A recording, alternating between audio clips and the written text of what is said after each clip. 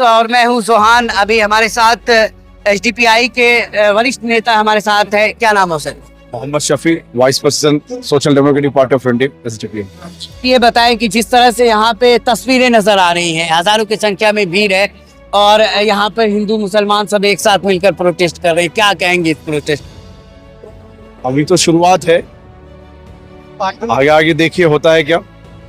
और जिस तरीके से मोदी सरकार, उसके पास जो यहाँ पर फंडामेंटल राइट्स की बात होनी चाहिए लोगों के, क्योंकि एक जनप्रतिनिधि चुन के जाता है और उसके जो शहरी के आम शहरी के बुनियादी हुकूक होते हैं, रोटी, कपड़ा, मकान, शिक्षा, स्वास्थ्य, उन सब में फेल है। इसलिए वो मेन एजेंडा से भ्रमित करके हमारे तमाम हिंदू भाइयों को भी वो ये देखना चाहते हैं, उनके मन में एक नफरत पैदा करना चाहते हैं मुसलमानों के खिलाफ। इसलिए आए दिन उनके पास मुसलमानों के अलावा दूसरा इशू नहीं है। इसी की कड़ी में ये जो वक्फ अमेंडमेंट बिल जाया जा रहा है, जो कि ऑलरेडी इसकी ट्रिब्यूनल बनी हुई है, वक्फ बोर्ड बना हुआ है, वक्फ सेंट्रल काउंसिल बनी हुई है, इसमें इसको और मजबूत करना था, बजाय उसको मजबूत करने के उसे कमजोर करने का काम कर रही है मोदी सरकार। और जो यहाँ का संविधान है उसके खिलाफ काम कर रही है। अगर देखा जाए तो ये देशद्रोही सरकार है, क्योंकि संविधान के खिलाफ काम कर रही है।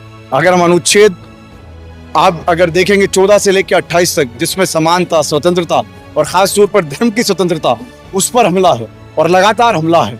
इसलिए हम लोग ये आगाह करने आए हैं, और खास तौर पर नीतीश जी को भी, कि नीतीश कुमार जी, आपकी एक सेक्युलर छवि रही है, उसको बरकरार रखिए, वरना मुसलमान अब आपको पसंद नहीं करता है, आपको कोई वोट देने वाला नहीं है। अभी रोज़ा इफ्तार में उनकी आइडियोलॉजी को लोगों ने नकारा है, उनका साथ नहीं दिया है। जितनी भी मुअज्जिज़ हजरात हैं या मिल्ली जमातें हैं या मेन जो पॉलिटिकल पार्टीज़ हैं, वो उनकी जो रोज़ा इफ्तार पार्टी है उसका बाइकआउट किया है। आगे उनका भी बाइकआउट होगा अगर नहीं मानते हैं। पूरे देश में आंदोलन हो रहा है, लेकिन प्रमुख आंदोलन का केंद्र जो है, एक तो पहला जंतर मंतर पे आंदोलन हुआ, फिर बिहार, फिर आंध्र प्रदेश। ये किस तरह की राजनीति हो रही है?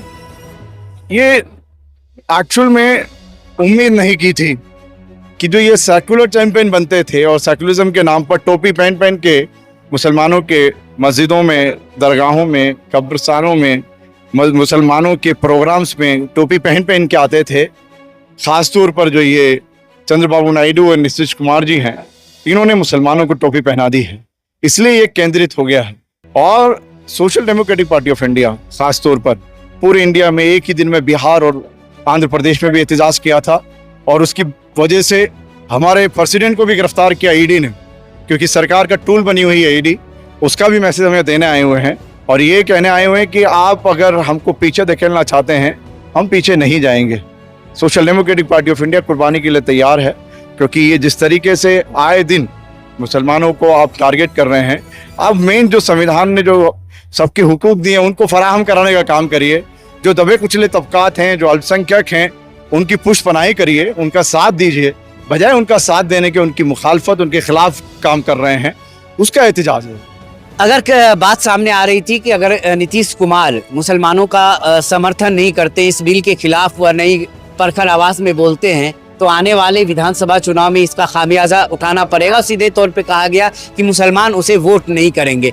तो आम लोगों को किस तरह आप समझाएंगे वक्फ बिल क्या है और वक्फ बिल के खिलाफ कैसे साजिशें चल रही है, आम लोगों को आप कैसे समझा पाएंगे? इसी के लिए मुस्लिम मसला बोर्ड ने जो भी अलग अलग पार्टीज और तंजीमें काम कर रही हैं, उनको ये आज़ादी दी है। जैसे social Democratic Party of India ने भी इसके लिए एक नज़म बनाया है कि वो घर घर जाकर लोगों को अवेयर करने का काम करेंगे, मस्जिदों में, जुमा खुतबात के अंदर, बाहर हैंडबिल्स डिस्ट्रीब्यूट करके एक एक आदमी को। एक छोटी सी बात, बहुत सारे उसमें आए हैं, जिस तरह से नॉन मुस्लिम्स को उसके अंदर लेना, ऐसे ही आप देखिए वक्फ बाय यूज़र क्या है। वक्फ बाय यूज़र में जो पहले से मस्जिद हैं या कब्रिस्तान हैं, वो कभी भी उसको जो है ये कहकर कि इसके आप दस्तावेज दिखाइए कि किसने दिया है, कहाँ से लाएंगे आप डॉक्यूमेंट्स?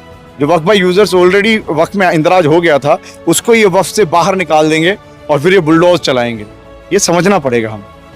यानी कब्रिस्तान, ईदगाह और मदरसा और खानकाहें सलामत नहीं यही है इस वक्त अमेंडमेंट बिल का जो सबसे बड़ा खतरा है।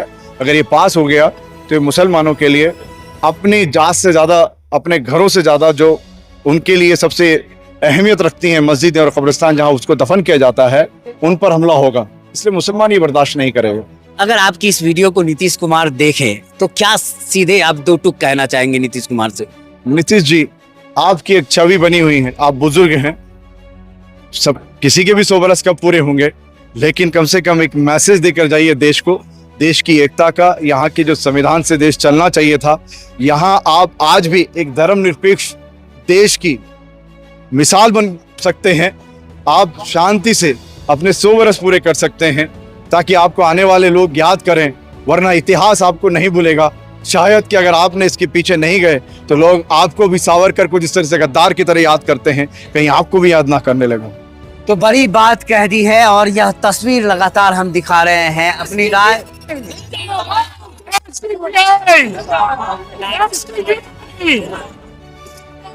तो आप तस्वीरें देख रहे हैं, अपनी राय कमेंट बॉक्स में जरूर बताएं कि आपकी क्या राय है और वक्फ बिल पर आप क्या सोच रहे हैं।